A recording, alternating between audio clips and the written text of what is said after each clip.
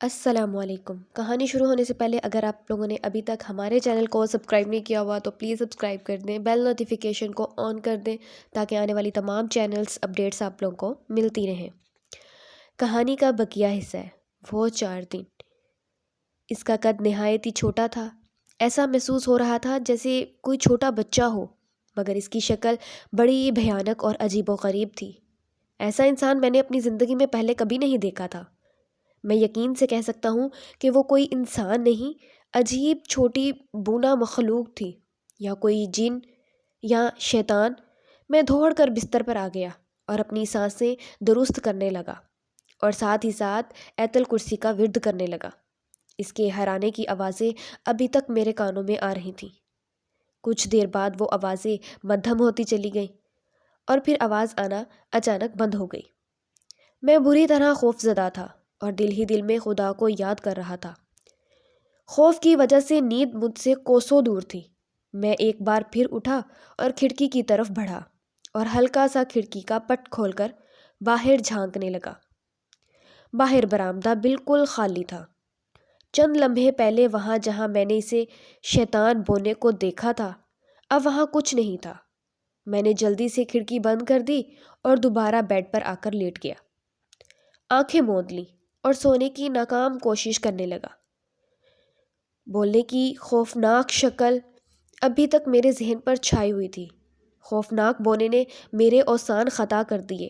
خدا جانے وہ جن تھا، بلا تھی، چڑیل تھی یا بھوت، میں اندازہ نہیں کر پایا، مگر اس کی شکل و صورت دیکھ کر ہی مجھے بے انتہا خوف ہونے لگا تھا۔ ساری رات آنکھوں میں کاٹی۔ صبح ہوئی تو عطیہ نے مجھے دروازہ کھٹکھٹا کر جگایا اور کہنے لگی، ناشتہ کر لیجئے، نیچے آ جائیے۔ میں نیچے پہنچا تو ضمیر صاحب میرے منتظر تھے۔ ہم دونوں نے بیٹھ کر ناشتہ کیا۔ ناشتہ بہت پرلطف تھا۔ پراٹھے، انڈے اور سالن کے ساتھ بہت ہی عمدہ قسم کی چائے۔ ضمیر صاحب پوچھنے لگے، کیوں میاں، رات کیسی گزری؟ اب میں کیا بتاتا؟ میں نے مسکرا کر کہا، بہت اچھی۔ انہیں کیا بتاتا کہ میرے ساتھ رات کو کیا واقعہ پیش آیا؟ دل ہی دل میں خود کو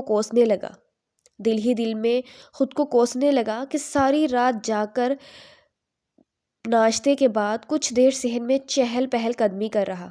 اس دوران عطیہ اپنے کمرے میں ہی رہی۔ اس کے بعد میں چھت پر آ گیا۔ میں سوچ رہا تھا کہ یہاں سے کس طرح نکلوں، جہاں بہت مہمان نوازی ہو گئی۔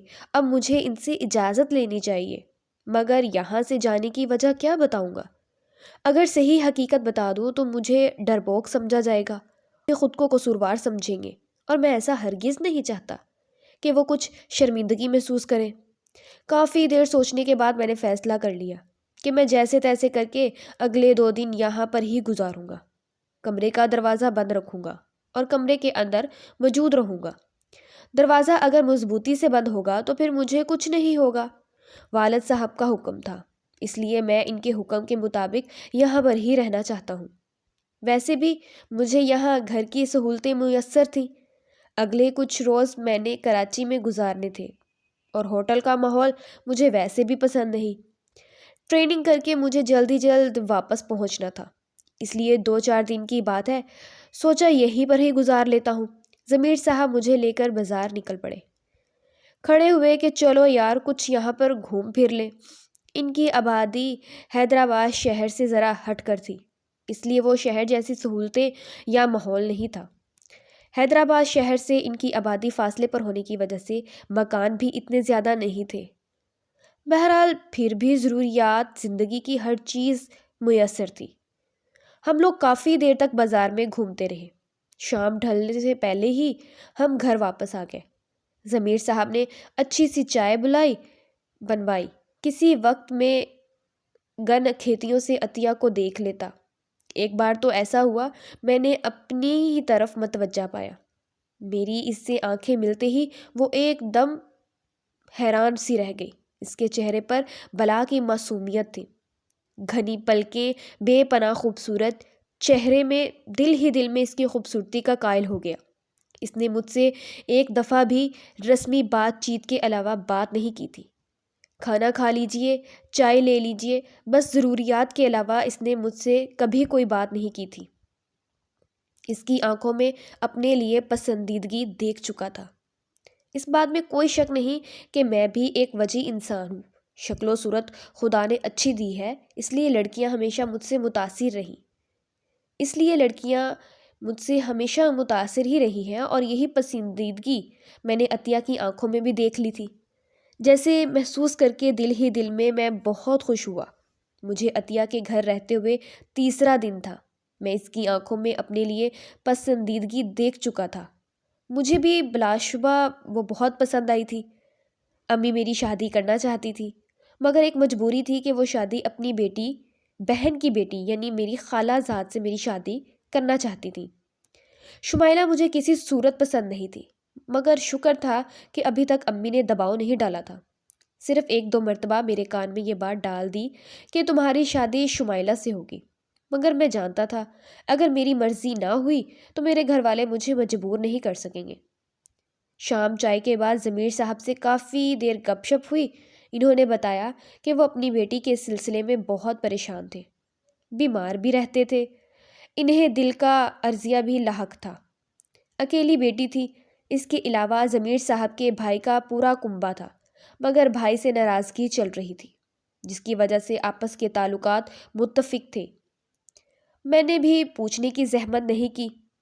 آج کل ہر گھر میں یہی حال ہے، سگے رشتوں میں دراڑیں پڑ چکی ہیں، خون سفید ہو چکے ہیں، اور سچ تو یہ ہے کہ اس میں سارا چکر معاشیات کا ہے۔ اب جن بھی گھروں میں ناراضگیاں اور دشمنیاں پڑی ہوئی دیکھیں تو ان کی بنیادی طور پر وجہ کوئی نہ کوئی خاتون ہی ہوتی ہے، مگر کیا آپ جانتے ہیں کہ اس کے پیچھے محور صرف اور صرف معاشی ضروریات ہیں۔ ہر کوئی ایک دوسرے سے برتر ہونے کے چکر میں ہے، ایک دوسرے سے زیادہ وسائل پر قابو پانے کے چکر میں ہے، ایک دوسرے کو پیچھے چھوڑ جانا چاہتے ہیں۔ ضمیر صاحب کافی دیر تک اپنے بھائی کے بارے میں بتاتے رہے، مگر میں نے دلچسپی کا اظہار نہیں کیا کہ وہ کیا بتا رہے تھے۔ ان کا بھائی اور ان کی والدہ سارے اسی گھر میں اکٹھے رہتے تھے۔ میں بار بار عطیہ کی چوڑیوں کی کھنک میں کھو جاتا، اسے کام کرتے ہوئے کھنکیوں سے دیکھتا رہتا۔ وہ بھی کبھی کبھی مجھے اپنے دوپٹے کی اور سے دیکھنے کی کوشش کرتی۔ رات کے وقت اس نے پھر مجھے آ کر کھانے کے لیے بلایا۔ میں اس کی متنم آواز میں کھو گیا۔ نیچے ضمیر صاحب کے ساتھ کھانا کھایا اور کافی دیر تک سیاست پر میرے ساتھ گفتگو کرتے رہے، مگر مجھے نہ سیاست میں دلچسپی تھی اور نہ ہی ضمیر صاحب کی باتوں میں۔ مجھے تو صرف اور صرف اس کی بیٹی سے دلچسپی تھی کہ کاش وہ لڑکی مجھے مل جائے۔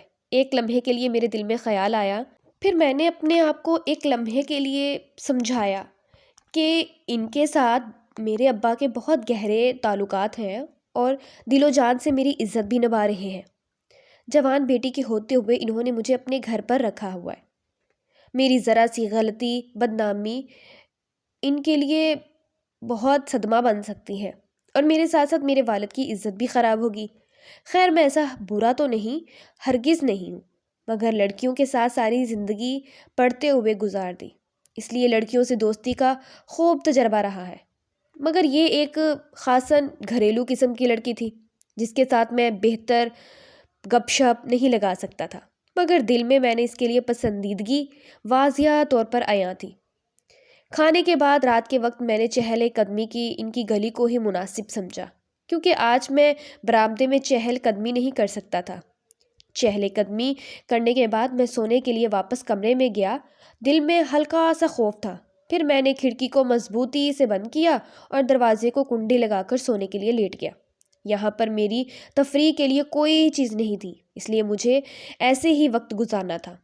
اس زمانے میں گھر میں ہر قسم کی سہولت موجود تھی، میری پسند کی کتابیں اور کچھ اور چیزیں، مگر یہاں اپنے ساتھ میں کچھ نہیں لایا تھا۔ خیر اگر یہ معلوم ہوتا کہ یہاں کچھ نہیں ہوگا تو کم سے کم پڑھنے کے لیے کچھ کتابیں اپنے ساتھ ضرور لے آتا اور بیٹھ کر پڑھ لیتا۔ سونے کی کوشش کرنے لگا، بالآخر مجھے نیند آ ہی گئی۔ رات نہ جانے کون سا پہر تھا، مجھے ایسا محسوس ہوا جیسے میرا بیڈ ہلنا شروع ہو گیا ہے، اور مجھے نیند میں بیڈ ہلتا ہوا واضح طور پر محسوس ہونے لگا۔ میں ہڑبڑا کر اٹھ بیٹھا اور گھبرا گیا۔ میں نے سمجھا شاید زلزلہ آ گیا ہے، لیکن ایسا کچھ نہیں تھا۔ میرا بیڈ بالکل ساکت تھا۔ میں بہت حیران ہوا اور کہ ابھی زمین نے مجھے محسوس ہوا جیسے میرا بیڈ ہل رہا ہو۔ پھر میرا ذہن اس خبیث شیطان کی طرف چلا گیا کہ کہیں وہ میرے بیڈ کے نیچے تو نہیں گھس آیا۔ اس کا خیال آتے ہی میں نے بیڈ کے نیچے جھانکا اور اسی وقت میرے ہوش اڑ گئے، کیونکہ نیچے وہی شیطان بونا بیڈ کے نیچے لیٹا ہوا میری طرف خوفناک آنکھوں سے دیکھ رہا تھا۔ ایک لمحے کے لیے تو جیسے میرے اوساں ہی خطا ہو گئے۔ میں نے وہیں سے چھلانگ لگائی اور دروازے کی طرف دوڑا۔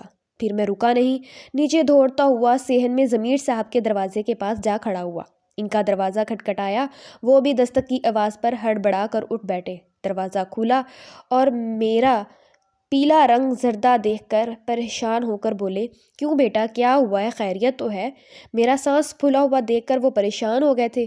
وہ انکل، میں نے اوپر کی طرف اشارہ کیا تو وہ گھبرا کر کہنے لگے، کیا ہوا؟ خیریت تو ہے؟